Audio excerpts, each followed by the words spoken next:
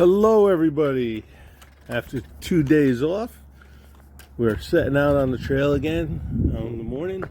We had muffins and coffee at the Iron Horse Station Artisan Gallery and Marketplace. And we're heading to the trail. It's down the road until you get across the river, then it's a right turn. The muffins here were awesome, and so we're on our way. Day 34 of hiking on the trail. Train came through town last night, and wasn't too loud, but goodbye Hot Springs. That's the main drag. Trail comes down there. We have to go this way for a little ways, cross the French Broad River, and then we make a right turn, and after that I believe it's on the ground trail. Here's the caboose you saw in my 0-day video. Found a little history about Hot Springs. It used to be called Warm Springs when the springs were first discovered. There was a big hotel put up, which of course eventually burned down. It was Warm Springs, and then at some point down the line a spring with hotter water was found, so they changed the name from Warm Springs to Hot Springs. Eventually, oh, there's, I was getting it out of a book, but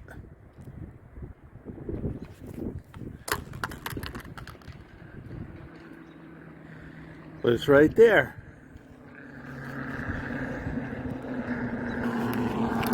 Anyway,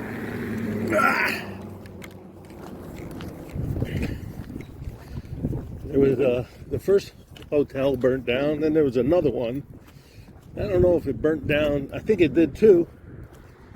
And it sat, I guess, as people became more mobile and stuff. Hot Springs kind of didn't have the appeal, and interest in it waned. But now we got the Hot Springs Resort here, where you can get some massages and spa-like treatment and stuff like that. All right, I'm gonna get moving along here. Once I get across the river, I think we start entering the woods again. So I'll get back to you on the trail and bring you all the really interesting, fun, or just weird stuff that I come across. That's the French Broad River. I think they do a lot of rafting and stuff out of Hot Springs and surrounding towns. I can see why. Nice big river. Couple rocks there. So, that being said, moving on. Just get down. That's got to be 150 feet high on that cliff. I think that's Lover's Leap Rock or whatever.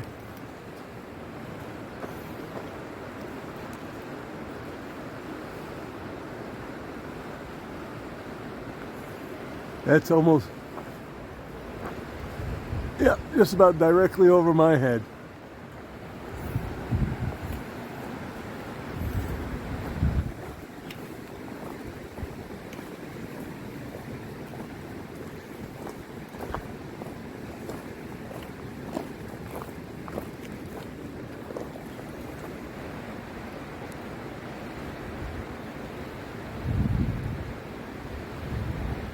It's a big piece of rock. All right. Time to put some northbound footprints to my southbound side. Gum. Found these along the trail. I'll get a better picture. These are the seed pods of sweet gum trees. They have little bird beaks and open spaces. You'll have to see it. When I do it, I'll give a macro shot of it. Sweet gum tree.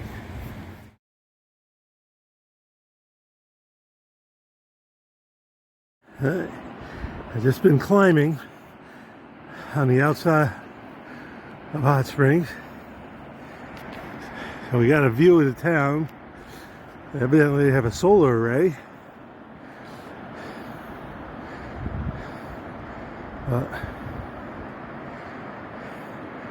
That's Hot Springs. Little town nestled in a valley along the French Broad River, which is right down there.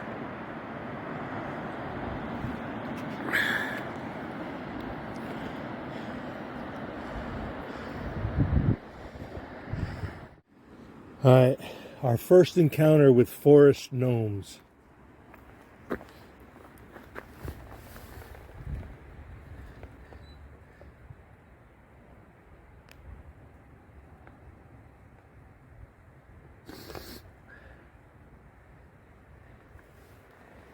That's the first one. I know there's more, and I'll keep an eye out for them for you.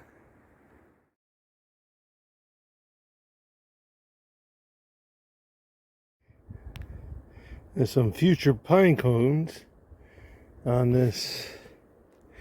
I believe it's Table Mountain pine.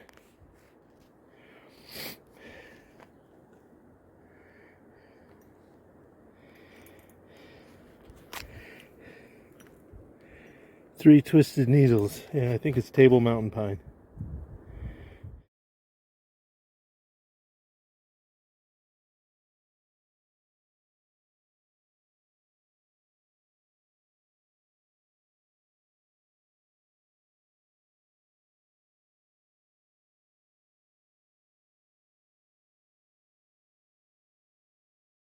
Oh, came across this. Actually a dam, concrete dam. The book talks about, or the guidebook talks about a mucky pond. Let's see what it looks like.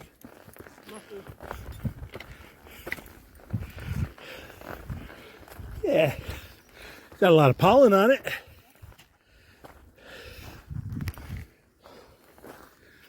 I've seen this in videos. Pretty little pond.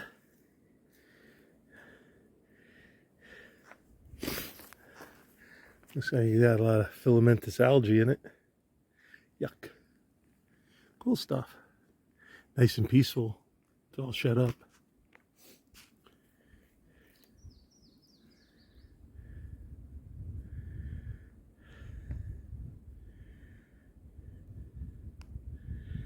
As you can see, the birches are breaking out. The leaves.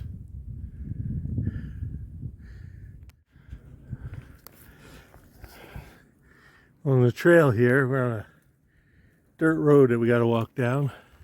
I noticed on the side of the road a big thick stand of multiflora rose. No flowers on it yet. It's just starting to put out leaves. But on it were these seeds from last year. These are multiflora rose. First of all, is an invasive species, so don't plant it. But the seeds, called rose hips, and it, lost it. Inside are multiple seeds, but the rose hips are very high in vitamin C. So if you crush the pulpy part of the seed and make tea out of it, you can get a nice dose of vitamin C. Those are probably the rose hips, or similar to the ones that you see commonly in certain teas that advertise that they're from rose hips.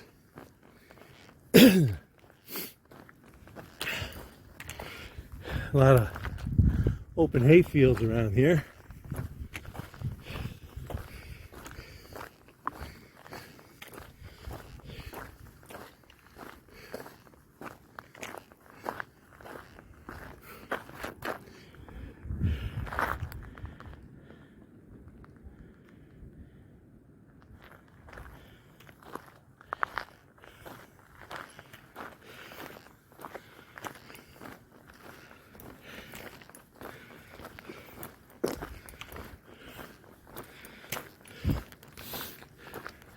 I think we're going to follow that path that you see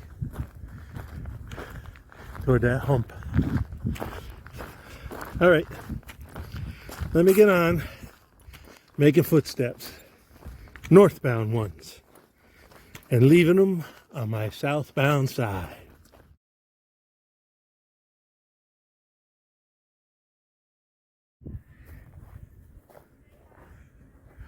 This is the Rich Mountain Observation Tower. Oh, I didn't put you in it. Don't worry. Now I'm going to go up and we'll give you the view from up there. Then we're going to take lunch. It's a little late for lunch, but we're going to do it. Bring it back on. Well, these are steep when I get to the top. Well made. Very safe. No shaking. And then little cabin, windowless.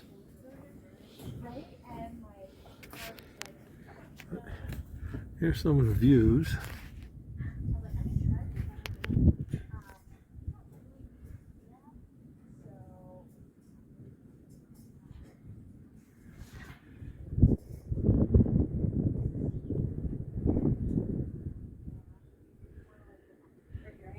Moving.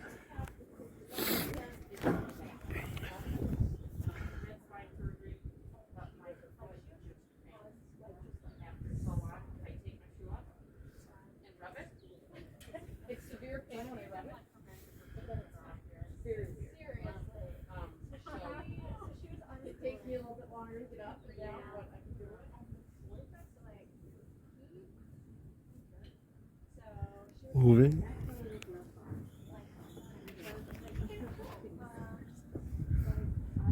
From my back, I don't get it, but they're the doctors, they should know, right? Enjoy.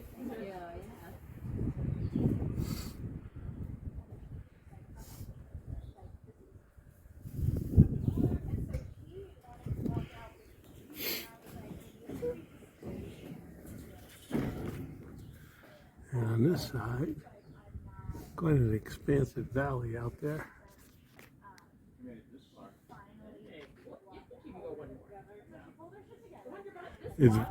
It's very solid.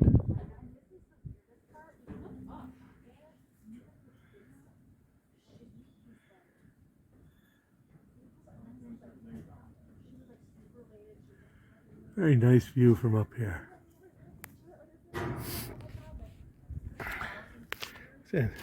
Must have been recently rebuilt or built.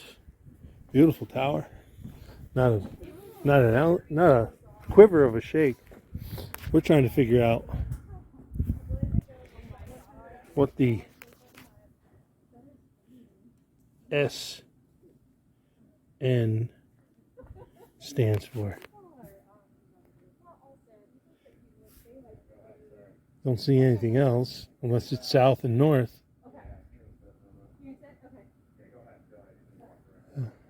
All right, we're gonna go down and have some lunch. Here's something I've been seeing the nuts for. Shagbark hickory. See the flat strips hanging off? Very distinctive bark. Mocker nut has some, but the shags are not as big. But this is shagbark hickory. The nuts are very easily seen. This is the case of the nut. See how thick it is? Oh, like three. It's very thick case, maybe 3/8 of an inch thick. So that's the case. It's got 4 sections, the case, 3/8 of an inch thick, and the nuts inside. The nuts are edible. You got to work to get them. That looks like a pig nut hickory. I'm looking for the nut itself. Hang on.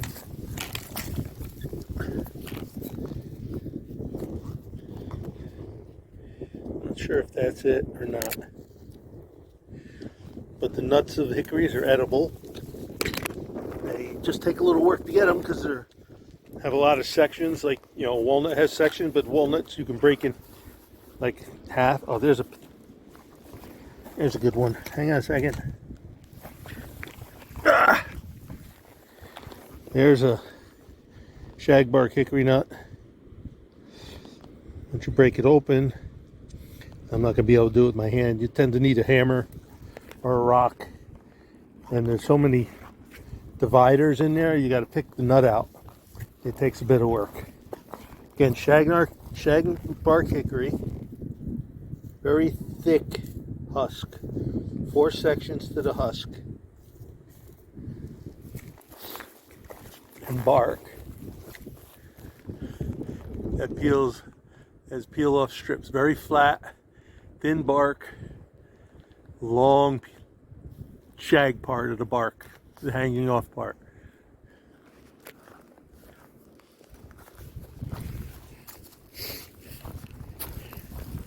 We got about 3 miles to the shelter that we had planned on staying at.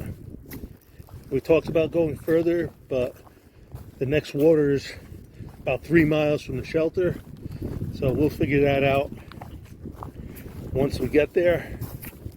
I'm a little cold right now because I'm in a t-shirt and shorts, and there's a cold wind coming up the trail right to my left shoulder and face. So I'm gonna put you guys away a little bit, see if I can tolerate this, get some protection from the wind around the next bend, and then I'll have to decide if I need to put clothes back on. It's about 2:45. Another hour or so, a little more, will be at the shelter.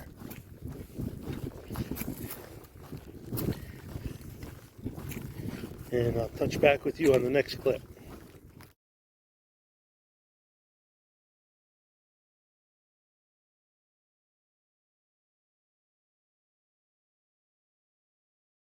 Sorry about the wind, but here's something.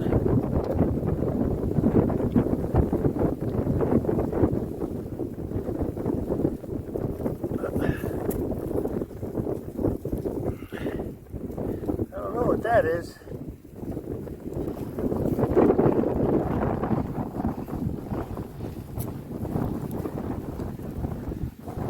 There's a bunch of it along the side of the trail here.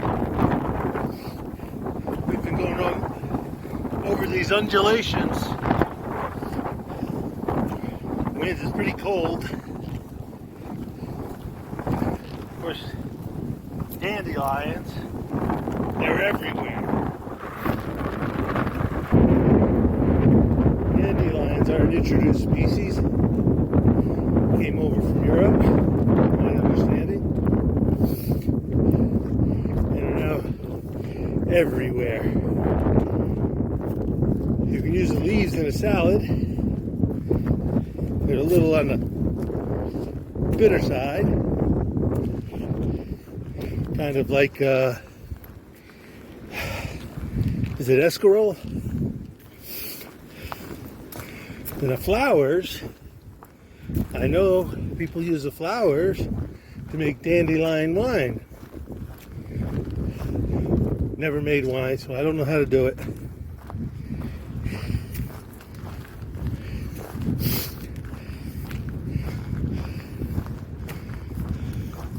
A lot of hickory here, shagbark mostly. Pretty sure I saw a mocker nut, but not willing to go out on a limb for that one.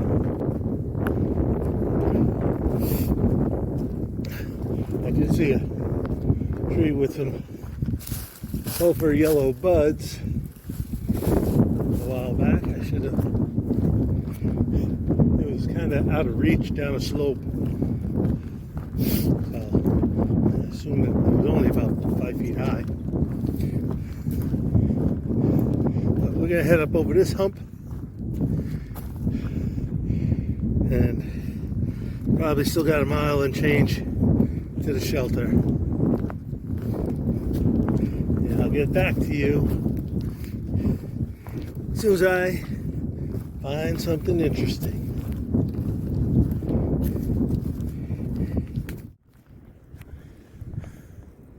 Now that's a shagbark hickory. Oh, I'd say it's 2 foot in diameter. It's a lot of board feet.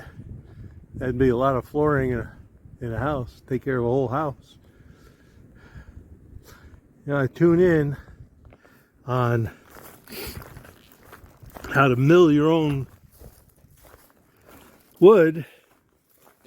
You could tune into the channel Tree Maniac, MAIN EAC, Tree Maniac, like the state of Maine. Watch him do some milling on his new portable sawmill. He does some nice stuff, uses it to build stuff around his house.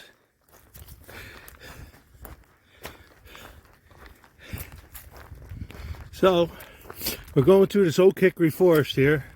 Been tons of hickory nut cases and stuff. As I told you, hickory nuts are edible.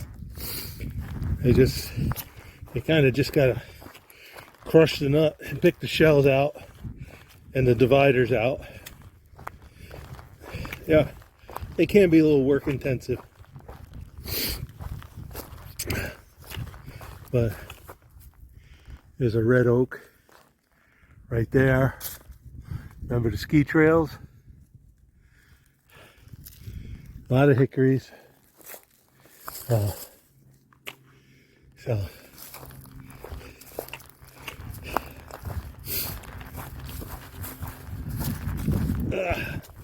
I don't know where the trail goes. I lost Sue when I went to show you that hickory. Sometimes she moves fast. She's a speed demon at times. Anyway, I lost track of how far we are from the shelter. I'm sure it's less than a mile. As is usually the case, we have to go up over a hill, which we did go over a little one. But I'm going to guess, I see the trail out that way. We got to go up over that. You see what I was doing? Might have had the camera wrong. And then we'll find our way to the shelter shortly after that.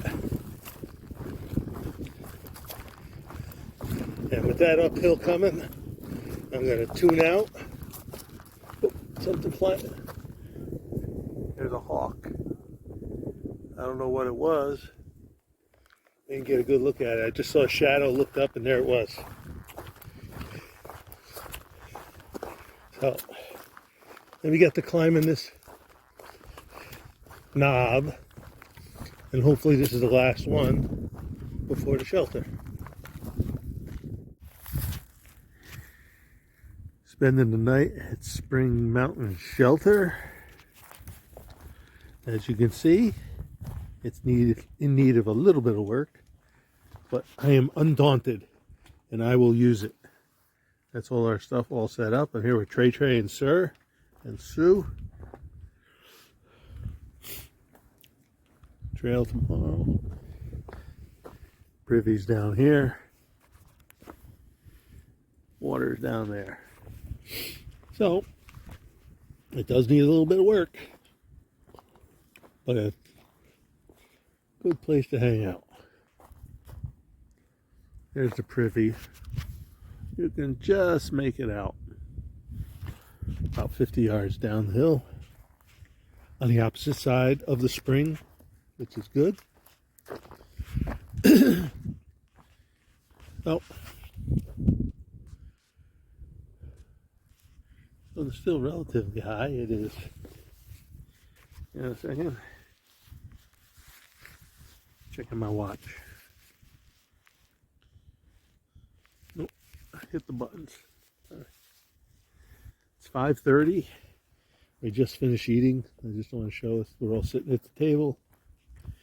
And by 6:30, 7 o'clock, we'll be in our beds, and half of us will be asleep, and they'll edit today's film and then go to sleep about 9.